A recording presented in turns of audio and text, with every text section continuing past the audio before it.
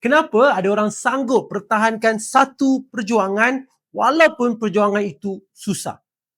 Itu pertama. Yang kedua, kenapa ada tim yang sanggup kerja siang, malam, pagi, petang, Sabtu, Ahad untuk seorang leader mereka. Tapi ada juga organisasi, ada juga syarikat yang staf mereka hanya tunggu masa untuk resign. Dan kenapa ada idea yang kecil tapi akhirnya idea ini berjaya menjadi satu movement yang besar?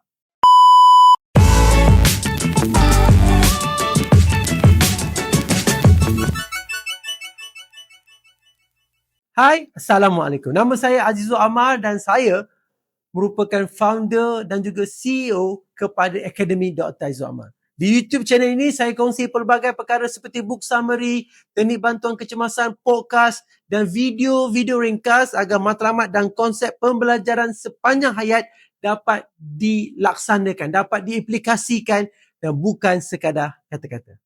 Dan kita sambung balik sambungan buku siri Start with Why. Ini merupakan part 3 yang ditulis oleh Simon Sinek. Dan dalam video sebelum ini, kita bercakap mengenai Golden Cycle. Kita cakap pasal why dan bagaimana manusia membuat keputusan menggunakan emosi. Tetapi hari ini, kita akan masuk kepada sesuatu yang lebih mendalam, iaitu bagaimana trust terbentuk. Dan bagaimana sesuatu idea boleh menjadi movement dan kenapa why sahaja tidak cukup.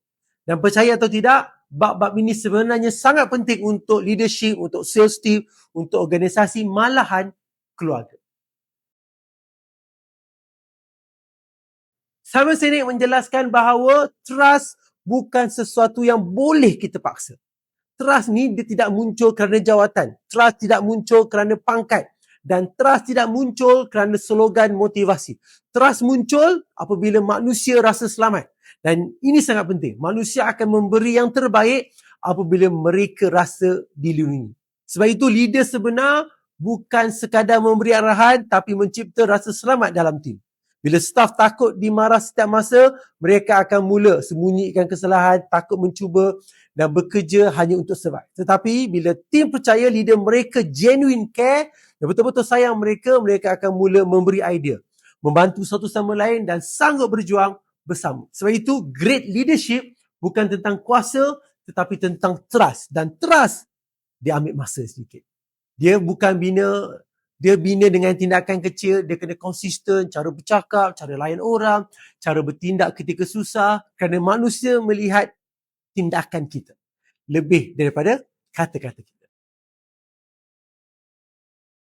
Dalam bab ini, Simon Sinek menjelaskan bagaimana sebuah idea kecil boleh akhirnya menjadi movement yang besar. Dan poin paling menarik ialah tidak semua orang akan percaya kepada idea kita.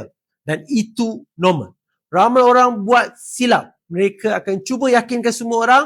Tapi Simon Sinek kata, penulis kata, movement besar bermula dengan orang yang benar-benar percaya dahulu. Bukan majority, tapi believers. Beliau menerangkan konsep law of diffusion, iaitu innovators, early adapters, majority dan akhirnya yang lambat ikut sebab dia sangat powerful. Sebab itu bila kita faham konsep ini, kita akan berhenti mengejar semua orang. Sebaliknya, fokus kita kepada orang yang percaya kepada why kita. Contoh macam ni lah. Bukan semua orang rasa CV itu penting. Tapi ada orang yang benar-benar percaya kalau berlakunya kecemasan di rumah, saya mesti tahu bertindak. Dan orang seperti ini, bila mereka percaya, mereka akan bantu sebarkan mesej kepada orang lain. Pada orang yang tak percaya, dia tak indah, dia tak akan believe lah kepada kita. Movement tidak bermula dengan semua orang. Tapi movement bermula dengan believer, dengan orang yang pertama percaya dengan apa yang kita cuba bawakan. Ini sangat berbeza. Sekarang bahagian yang sangat penting. Simon Sinek kata, why saja tidak mencukupi, ramai orang ada passion, ramai orang ada impian, ramai orang ada semangat. Tetapi tidak semua berjaya. Kenapa? Kerana mereka tiada how. Mereka tahu apa yang mereka mahu perjuangkan. Tapi mereka tidak tahu bagaimana nak melaksanakan. Dan sebab itu, dalam organisasi yang hebat, mereka ataupun kita kena ada kombinasi visionaries and executors.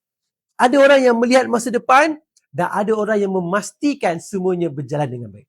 Sebab itu leadership bukan sekadar semangat. Come on everybody, come on. Dia bukan sekadar semangat semata-mata. Leadership juga perlukan sistem, perlukan disiplin, perlukan strategi dan execution. Dan ini sangat penting untuk semua usahawan. Sebab kadang-kadang kita terlalu fokus pada idea, tapi kita lupa nak bina sistem. Kita terlalu fokus pada semangat, tapi kita lupa kepada konsistensi. Dan akhirnya, kita burn out. Jadi apa sebenarnya pengajaran besar daripada video hari ini? Pertama, trust adalah foundation kepada leadership. Yang kedua, movement besar bermula dengan believers, dengan orang yang percaya yang kecil. Dan yang ketiga, why mesti disokong dengan how. Kerana impian tanpa tindakan akan kekal menjadi impian. Dalam video seterusnya, kita akan masuk bagaimana komunikasi sebenar berlaku. Kenapa banyak organisasi hilang arah dan apa yang berlaku apabila why mula blur, mula jadi kabur. Dan percayalah, sebahagian itu sangat relevan dengan dunia hari ini.